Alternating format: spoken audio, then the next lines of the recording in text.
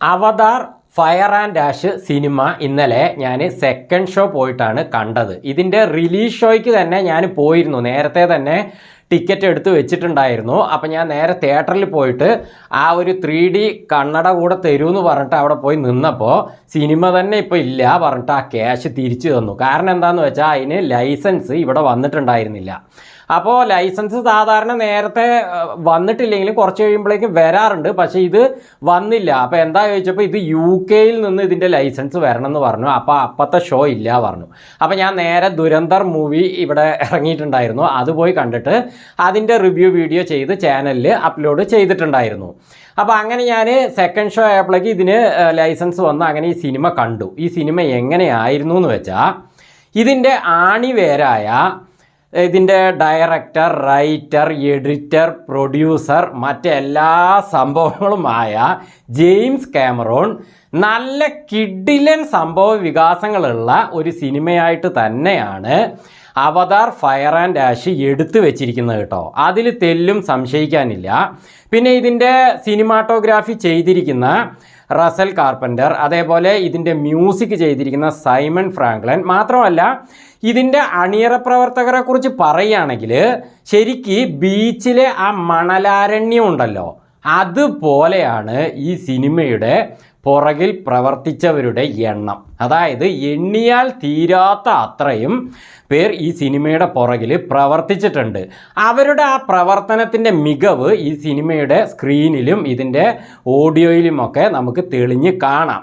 Okay, അത്രയൊക്കെ ഇവർ ചെയ്ത ഒരു നല്ലൊരു സിനിമ തന്നെയാണ് ഇത്. എങ്കിലും ഈ സിനിമ ആർക്ക് സ്യൂട്ടാകുമെന്ന് പറഞ്ഞാൽ, അവതാർ പാർട്ട് 1ഉം പാർട്ട് 2ഉം ഇതുവരെയും കണ്ടിട്ടില്ലാത്ത ഒരു വ്യക്തിയാണ് ഈ സിനിമയ്ക്ക് പോകുന്നതെങ്കിൽ, അതായത് ജെയിംസ് കാമറോൺ എടുത്തു വെച്ചിരിക്കുന്ന അവതാർ ശ്രേണിയിലെ ഒരു സിനിമയും ഇതുവരെ കണ്ടിട്ടില്ല.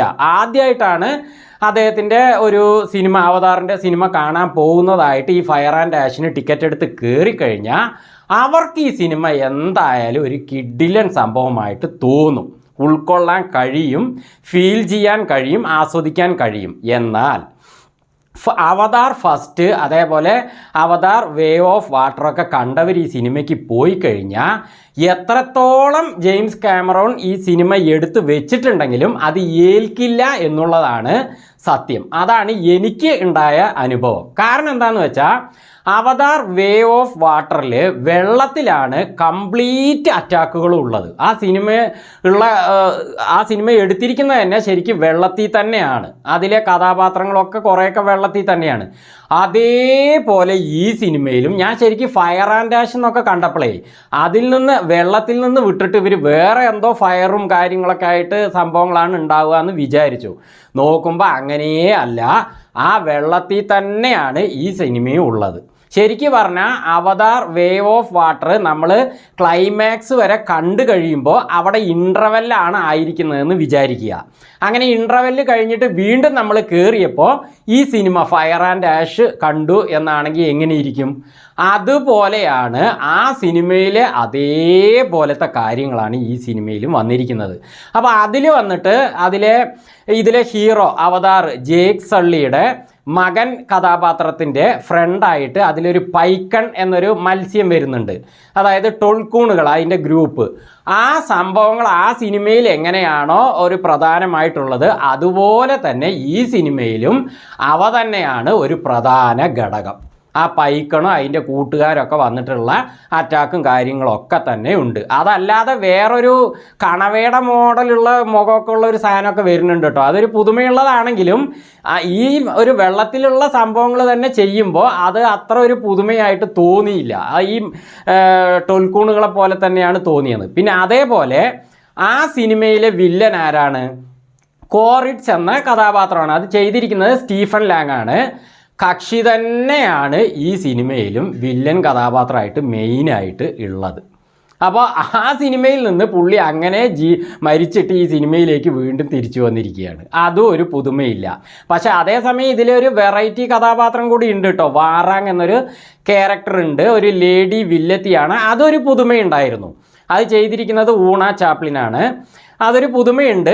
എന്നാലും നമുക്ക് അതൊരു ആനിമേഷൻ ഇതേ അവതാറിൻ്റെ അതേ രൂപത്തിലുള്ള ഒരു സംഭവം തന്നെയാണ് വരുന്നത്. കുറേ ആ ഒരു വേഷത്തിൽ മാത്രം കുറച്ച് കളർ ഒക്കെ മാറ്റി കൊടുത്തിട്ടുണ്ടെന്നേ ഉള്ളൂ. എന്നാലും ആ കഥാപാത്രം കുഴപ്പമില്ലായിരുന്നു കേട്ടോ, ലേഡി കഥാപാത്രം കുഴപ്പമില്ലായിരുന്നു. പിന്നെ അതേപോലെ ആ സിനിമയിലെ ഈ വില്ലൻ്റെ മകനായ സ്പൈഡർ അത് ചെയ്തിരിക്കുന്നത് ജേക്സ് ചാമ്പ്യൻ എന്ന ഒരു നടനാണ്. അപ്പോൾ ആ സ്പൈഡറും ഈ സിനിമയിലെ ഒരു പ്രധാന ഘടകമാണ്.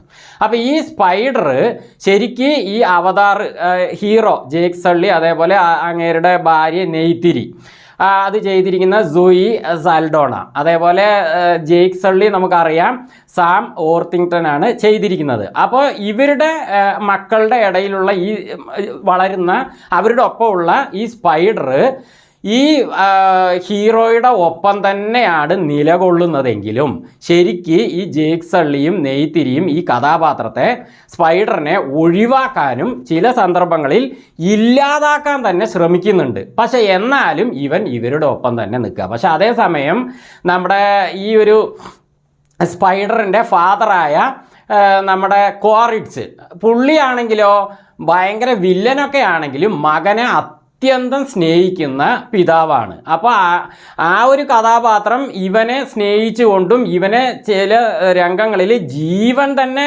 വെച്ചുകൊണ്ടിട്ട് രക്ഷിക്കുന്ന ഇതിനൊക്കെ നോക്കുന്നുണ്ട്. അത് സിനിമ കണ്ട് നിങ്ങൾക്ക് മനസ്സിലാക്കാം.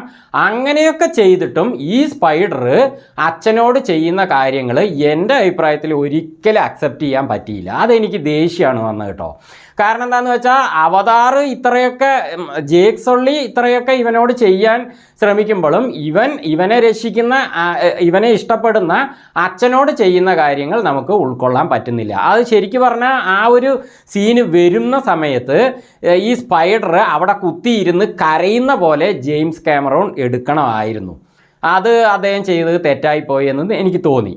ചുരുക്കി പറഞ്ഞാൽ ആ സിനിമയിലുള്ള അതേ സംഭവങ്ങൾ തന്നെയാണ് ഈ സിനിമയിലും കൊണ്ടുവന്നിരിക്കുന്നത്. അതുകൊണ്ട് എത്ര തന്നെ നന്നായിട്ട് ജെയിംസ് കാമറൂൺ ഈ സിനിമ എടുത്തിട്ടുണ്ടെങ്കിൽ ഇതിൻ്റെ ലാസ്റ്റിലുള്ള അറ്റാക്കൊക്കെ കുറേ സമയം ഉണ്ടായിരുന്നു കേട്ടോ. ഞാൻ സെക്കൻഡ് ഷോയ്ക്ക് പോയത് കൊണ്ടാണോ അല്ല ആ സിനിമയെ പോലെ തന്നെ ഉള്ളത് കൊണ്ടാണോ എന്നറിയില്ല, ആ അറ്റാക്കൊക്കെ എനിക്ക് വരുന്ന സമയത്ത് നല്ലപോലെ ഉറക്കം വന്നിട്ട് ഞാനിങ്ങനെ കണ്ണ് തുറന്നാണെങ്കിലും കുറച്ച് ഉറക്കത്തിലേക്ക് പോയിക്കൊണ്ട് തന്നെയാണ് സിനിമ കണ്ടത്. എന്നാലും ഞാനത് മുഴുവനും വാച്ച് ചെയ്തു. സംഭവങ്ങളൊക്കെ എനിക്ക് ഓർമ്മയിലുണ്ട്, ഞാൻ കണ്ടു. പക്ഷേ ഉറക്കം വന്നു എന്നുള്ളതാണ് സത്യം. ശരിക്കും ഒരു പുതുമയുള്ള സിനിമയാണ് നമ്മൾ സെക്കൻഡ് ഷോയ്ക്ക് കാണുന്നതെങ്കിലും നമുക്കത് ഉറക്കമൊന്നും വരില്ല, നമ്മൾ നല്ല ത്രില്ലിങ്ങോടെ കണ്ടിരിക്കും. ഇതിൽ ഇത്രയും അറ്റാക്കും സംഭവങ്ങളൊക്കെ വെച്ചിട്ടും ഉറക്കത്തിലേക്ക് എന്നെ വഴുതി വീഴ്ത്താൻ ജെയിംസ് കാമറൂണിന് സാധിച്ചിട്ടുണ്ടെങ്കിൽ അത് ആവർത്തന ഒരു വിരസത തന്നെയാണ്. അപ്പോൾ ചുരുക്കി പറഞ്ഞാൽ അവതാർ ഫയർ ആൻഡ് ആഷ് മറ്റ് സിനിമകളുടെ അതേ ആവർത്തനം. ശരിക്കും ജെയിംസ് കാമറൂൺ ചെയ്യേണ്ടത് എന്തായിരുന്നു എന്ന് വെച്ചാൽ ഈ അവതാറിൻ്റെ കഥാപാത്രങ്ങളെ വേറെ കഥാപാത്രങ്ങളുമായിട്ട് അറ്റാക്ക് ചെയ്യുന്ന രീതിയിലൊക്കെ അദ്ദേഹം മാറ്റി ചിന്തിക്കേണ്ടിയിരിക്കുന്നു. ഇപ്പോൾ ഉദാഹരണം പറഞ്ഞാൽ കിങ് കോങ്, ഏളിയൻസ്, പ്രഡേറ്റർ, അതുപോലത്തെ ഓരോ ദിനോസറുകൾ, അങ്ങനെയുള്ള ഓരോ കഥാപാത്രങ്ങളോ അല്ലെങ്കിൽ ഇവയൊന്നും അല്ലാതെ പുതിയ എന്തെങ്കിലും കഥാപാത്രങ്ങളെ അദ്ദേഹം സൃഷ്ടിച്ചുകൊണ്ടോ അവയെ അവതാറുകളുമായിട്ട് അങ്ങോട്ട് അറ്റാക്ക് ചെയ്യുകയും അങ്ങനത്തെ സംഭവ വികാസങ്ങളൊക്കെ ആണെങ്കിൽ നമുക്കൊരു പുതുമ തോന്നും. ശരിക്കും ഈ സിനിമയ്ക്ക് $400 മില്യൺ കേട്ടോ ബഡ്ജറ്റ് ചെലവ് ചെയ്തിരിക്കുന്നത്. ഇനി ഇതിന് 4ഉം 5ഉം ഒക്കെ ഭാഗങ്ങൾ വരുന്നുണ്ട് 2031 ആകുമ്പോഴേക്കും. അതുകൂടാതെ 6ഉം 7ഉം ഭാഗത്തിനും ചിന്തയുണ്ട് എന്നാണ് ജെയിംസ് കാമറൂൺ പറഞ്ഞിരിക്കുന്നത്. അപ്പോഴേക്കൊക്കെ അദ്ദേഹത്തിന് ഒരുപാട് വയസ്സാകും എന്നുള്ളത് കൊണ്ട് ആ ഒരു സംവിധാന ചുമതലയെ വേറെ ആരെയെങ്കിലും നിർവഹിക്കാനായിട്ട് ഏൽപ്പിക്കും എന്നടക്കം അദ്ദേഹം പറയുന്നുണ്ട്. എങ്ങനെയൊക്കെ ആണെങ്കിലും സിനിമ വിജയിച്ചാലല്ലേ അടുത്ത ഭാഗം എടുക്കാൻ പറ്റുള്ളൂ. ഈ സിനിമ നന്നായിട്ട് എടുത്തിട്ടുണ്ടെങ്കിലും ഈ ഒരു ആവർത്തന വിരസത കാരണം നമുക്ക് അതൊരു സുഖമുള്ളതായിട്ട് തോന്നുന്നില്ല. അപ്പം അതുകൊണ്ട് ഇനി അദ്ദേഹം മാറ്റി ചിന്തിച്ച് പുതിയ കഥാപാത്രങ്ങളെ ഇറക്കിക്കൊണ്ട് അവതാർ എന്ന സിനിമയുടെ ബാക്കി ശ്രേണികൾ സൃഷ്ടിക്കട്ടെ എന്ന് ആഗ്രഹിക്കുന്നു.